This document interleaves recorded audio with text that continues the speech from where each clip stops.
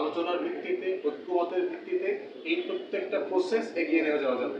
এবং প্রফেসর ইউনূস কিন্তু শুরু থেকে বলছেন, ব্যাংককেও বলেছেন, নির্বাচন তার প্রথম অগ্রাধিকার, ন্যূনতম সংস্কার যেখানে সবাই একমত হবেন, একমত হওয়ার পরে উনি এই নির্বাচনের দিকে আস্তে আস্তে যাবেন। নির্বাচন কমিশন গঠিত হয়েছে, ভোটার তালিকা হালনাগাদের কাজ চলছে, কমিশনে যত আইনি ফ্যাসিলিটি দেওয়া দরকার, ফান্ডিং করা দরকার, সেগুলো চলছে। অতএব সেই সব বাস্তবতাগুলো মিলে আমরা বোধ করছি সরকার অন্তর্বর্তীকালীন যে পরিকল্পনা জাতির সামনে দিয়েছে সেই পথেই সে হাঁটছে।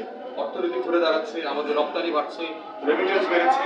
বাংলাদেশের ইতিহাসে সবচেয়ে বেশি বৈদেশিক মুদ্রা বাংলাদেশে এসছে গত মাসে, প্রায় $3 বিলিয়ন। আমাদের ইতিহাসে আমাদের দেশে বিদেশি ইনভেস্টমেন্ট বাড়ছে, চায়না থেকে $2 বিলিয়ন উপর ইনভেস্টমেন্ট এবং অনুদানের ওয়াদা পাওয়া গেছে। এগুলো সবগুলো আমরা বোধ করছি অন্তর্বর্তীকালীন সরকার গণঅভ্যুত্থান পরবর্তী বাস্তবতা তার সফলতার যে মাপকাঠি সেগুলো। তো সবকিছু মিলে আমরা আশাবাদী।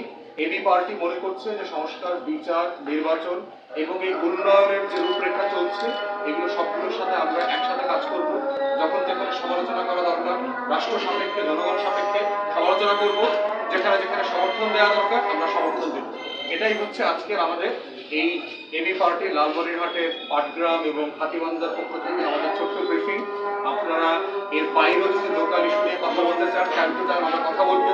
আবু রাইয়া নসি আমাদের এখানে আছেন, আমাদের বিভাগের নেতৃবৃন্দরা এখানে আছেন, সাংগঠনিক সম্পাদক আব্দুল বাসেত মারজান, তারপর সমাজ কল্যাণ সম্পাদক হেলাল ভাই আছেন এখানে, ডান দিকে রংপুর মহানগরীর আহ্বায়ক আছেন আপনাদের রোহ ভাই, সহ সাংগঠনিক সম্পাদক আবু বকর সিদ্দিক, রংপুরের সেক্রেটারি আছেন এখানে মাহবুব ভাই, আরো নেতৃবৃন্দরা আছেন।